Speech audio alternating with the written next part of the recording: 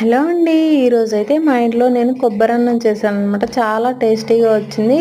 So మీరు కూడా ఈ ప్రాసెస్లో ఒక్కసారి ట్రై చేయండి, చాలా బాగుంటుందన్నమాట. నేను ఒక కొబ్బరికాయ తీసుకున్నాను అండి 3 కప్పుల రైస్కి. దాని నుండి పాలు తీసుకున్నాను అనమాట ఇట్లాగా. సో పాలు తీసుకున్న తర్వాత నేను కొద్దిగా ఆయిల్ నెయ్యి వేసుకుని వేడి చేసుకున్నాక మసాలా దినుసులు వేసానండి. తర్వాత అయితే ఇట్లా ఆనియన్స్ పచ్చిమిర్చి వేసి కొద్దిగా వేయించుకున్నాను. లైట్ గోల్డెన్ బ్రౌన్ వచ్చే వరకు వేయించుకున్నాను అనమాట ఆనియన్స్. తర్వాత కొద్దిగా అల్లం వెల్లుల్లి పేస్ట్ యాడ్ చేశానండి. ఎక్కువ యాడ్ చేయలేదు, చాలా తక్కువ యాడ్ చేశాను అనమాట. సో అది కూడా కొద్దిగా వేగిన తర్వాత కొంచెం కొత్తిమీర పుదీనా తరుగు కూడా యాడ్ చేశాను అనమాట. ఒక్కసారి జస్ట్ అది అట్లా 1 నిమిషం అట్లా వేయించుకున్న తర్వాత కొద్దిగా సాల్ట్ యాడ్ చేశాను. సాల్ట్ యాడ్ చేసిన తర్వాత మనకి రైస్ అనేది నేను యాడ్ చేశానండి. సో రైస్ నేను 3 కప్పులు రైస్ తీసుకున్నానని చెప్పాను కదా. సో 3 కప్పులు రైస్ యాడ్ చేసుకున్నాను.